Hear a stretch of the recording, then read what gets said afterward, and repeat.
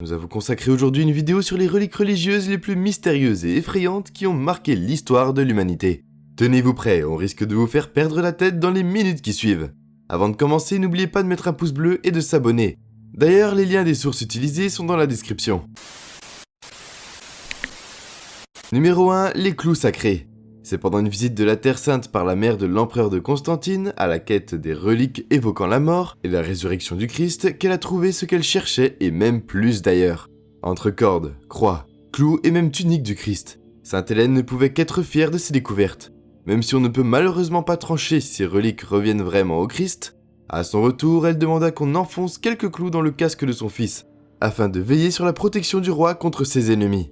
La bride de son cheval a aussi eu le privilège d'être marquée par une partie des clous sacrés, pour la même raison précédente. Et également pour réaliser la prophétie qui disait que la sainteté du Seigneur Tout-Puissant sera présentée sur les brides des chevaux. Le total des clous dans les églises, situées dans les différents coins du monde, est estimé à 36. Et malgré le fait que chaque clou ait prétendu être vrai, nous ignorons encore le nombre exact des clous utilisés lors de la crucifixion. La raison nous empêche donc de croire à cela. Numéro 2, la langue de Saint Antoine. La légende prétend qu'Antoine de Padoue racontait une histoire aux villageois tout excités, mais ces derniers étaient tout sauf intéressés. Le refus d'écouter son histoire l'a poussé alors à se diriger vers le bord de la mer. Et contrairement aux villageois, les poissons étaient de bons spectateurs, et se sont réunis hâtivement à rien que pour suivre le récit du prêtre. Pour expliquer le fait, les mythes ont avancé que le saint a été bien gâté par la nature, et a été distingué par une langue divine. Cette version a été bien convaincante pour de nombreuses personnes en Italie, puisque la langue ainsi que la mâchoire inférieure du saint sont jusqu'à présent soigneusement et fièrement exposées dans la basilique de Saint-Antoine en Italie. Une deuxième légende accompagne la relique qui avance que 30 ans après son décès, et à l'ouverture de sa tombe, grand fut la surprise des chercheurs lorsqu'ils ont découvert que le corps était décomposé en poussière, tandis que la langue était en parfait état, déjà prête à être gardée comme relique. Très mystérieuse comme découverte. Numéro 3, peinture en tissu de la Vierge Marie.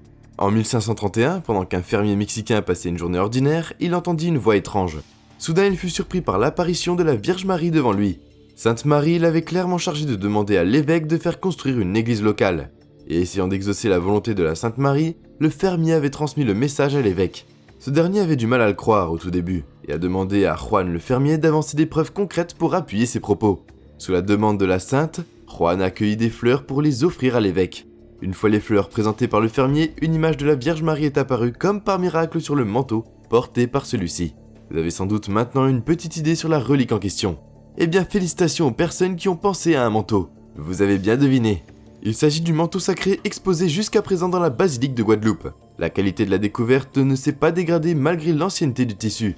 Et aucune explication logique n'a été fournie par les scientifiques pour lever le mystère sur ce phénomène. Numéro 4, Catherine de Sienne. Philosophe dominicaine et théologienne, Catherine de Sienne a commencé à avoir des visions du Christ à un petit âge. À 7 ans seulement, la petite Catherine décida de se consacrer pleinement à Dieu et de vouer totalement son existence au Seigneur le Tout-Puissant. Elle était connue comme âme charitable qui n'hésitait pas à présenter de l'aide aux personnes vulnérables, et comme cette femme battante et militante pour la réforme. Elle ne tarda pas aussi à s'impliquer et s'engager dans des causes politiques. Malheureusement, sa mort fut étrange. En effet, elle avait refusé catégoriquement de manger pendant une bonne période, ce qui finit par la tuer. Après sa mort à Rome, ses adeptes qui ne pouvaient pas faire sortir son corps de la ville ont décidé de lui arracher la tête pour l'emmener avec eux. Aujourd'hui, sa tête momifiée est exposée dans la basilique San Domenico, et son pouce droit est exposé dans un reliquaire plus petit. Numéro 5, Suaire de Turin. Les historiens travaillent d'arrache-pied pour faire lever le mystère sur ce bout de drap à l'origine de plusieurs débats très controversés. Avec une longueur qui dépasse les 4 mètres et une largeur de 1 mètre, le Suaire de Turin, exposé très rarement en Vatican, est un tissu qui laisse apparaître sur sa surface des traces d'un corps dépourvu de vêtements, qui prend une position de crucifixion, et qui nous en dit long sur le martyre qu'il a subi à travers ses cicatrices. Cela nous fait automatiquement rappeler Jésus-Christ. La question qui ne tarde pas à occuper nos esprits à la vue de cette relique est la suivante. S'agit-il vraiment d'un drap qui a enveloppé le Christ ou c'est un simple tissu de la période médiévale? Numéro 6, Chapelle de la Grotte du Lait. Nombreuses sont les légendes et les histoires autour de cette grande découverte. Les versions des faits sont assez différentes, mais convergent vers une seule affirmation. La grotte témoigne et garde la trace de l'allaitement du Christ par sa mère Marie. Lors de la fuite de Sainte Marie et de son saint bébé de l'infanticide qui mettait la vie de Saint Jésus en danger, la grotte, transformée en chapelle après, les a réfugiés. Mais qu'est-ce qui peut bien faire d'elle une relique? En effet, quand la Vierge Marie allaitait son bébé dans la grotte, quelques gouttes de lait ont coulé et se sont éparpillées sur le sol pour rendre sa surface colorée en un blanc remarquable. Cela a rendu la grotte fortement liée à des puissances sacrées et l'a fait présenter comme la destination parfaite pour que les couples qui souhaitent avoir un enfant y fassent leur pèlerinage. Numéro 7, le sang du Christ. Sous le ciel de la Belgique se situe la chapelle connue sous le nom de la basilique du Saint-Sang. Dans cette basilique, et au XIIe siècle, fut placée une fiole où on a conservé un tissu taché du sang du Christ. Le sang est sacré puisqu'il appartient à Jésus, ou du moins c'est ce que la majorité croit. La chapelle est une destination touristique par excellence. La version surprenante des faits et la légende accompagnant la relique font d'elle un objet précieux qui arrive à attirer l'attention de plusieurs personnes. On prétend qu'après la crucifixion du Christ, son sang a été essuyé par Joseph d'Arimathie, par le tissu en question. Ce dernier a été conservé en premier dans la Terre Sainte, avant d'être transféré en Belgique, pour être placé dans la chapelle à l'étage supérieur de la basilique, non ouverte jusqu'à présent. La fiole qui contient la relique est digne de cet objet précieux, puisqu'elle est considérée elle-même comme une merveille, avec l'or qui l'orne et les couronnes d'anges qui l'entourent de chaque extrémité.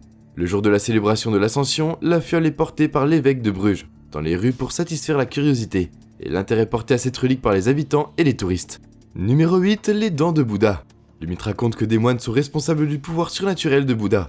Cela a poussé de nombreux temples à prétendre au fil des années qu'ils détiennent les véritables dents de Bouddha.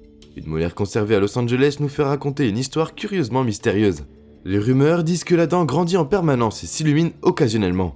Les preuves manquent toujours à ces incroyables propos. Les dents de Bouddha sont des reliques très intéressantes et sujettes au doute à la fois, parce que la capacité de conserver ses dents tout au long de cette période est étonnante.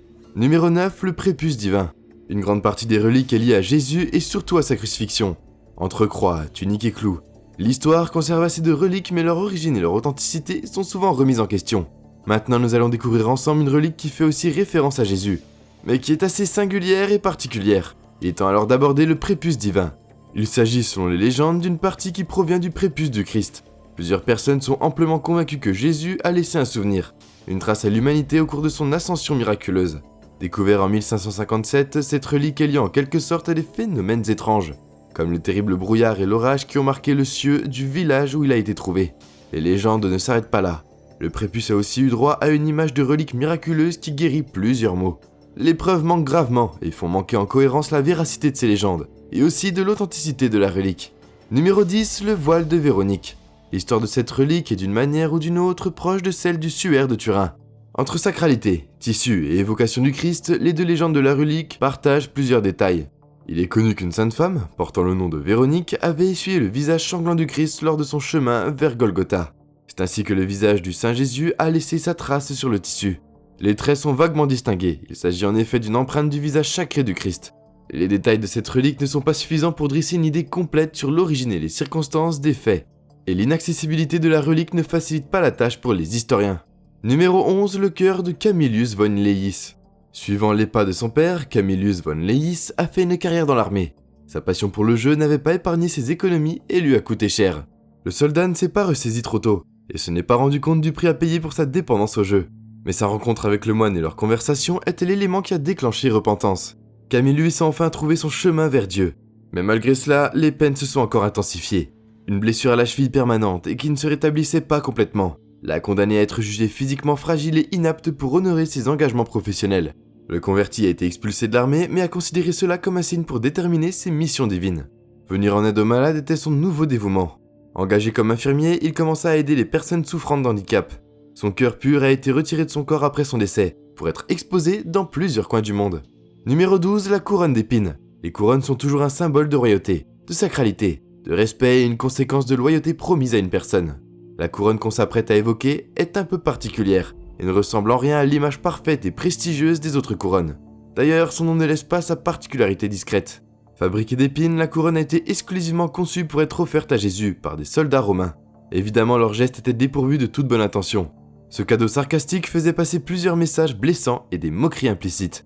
Dans un premier temps, la relique fut placée dans la cathédrale de Paris. Ensuite, elle avait subi le même sort que les autres reliques et fut dispersée pour atteindre la chapelle des empereurs byzantins, avant d'être mise en gage par Baudouin de Courtenay pour s'accorder des crédits afin de gérer la crise financière. Ce n'est qu'en 1239 qu'elle fut enfin récupérée par Saint-Louis, le roi de France, après avoir payé la somme due aux Vénitiens et fait placer la relique à la chapelle du palais, avant d'être transférée une dernière fois vers la cathédrale. Numéro 13, le Mandilo d'Édesse.